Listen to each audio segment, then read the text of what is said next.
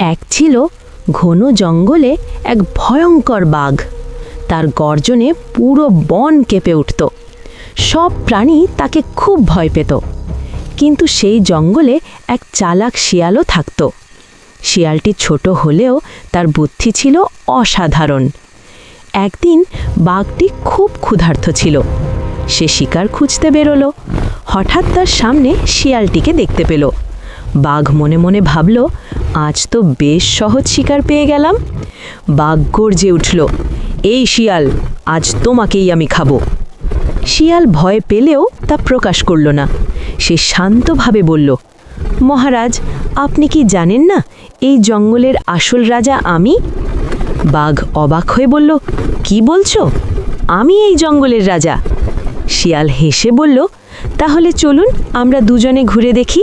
অন্য প্রাণীরা কাকে দেখে বেশি ভয় পায়, তাহলেই বুঝে যাবেন আসল রাজাকে। বাঘ রাজি হলো।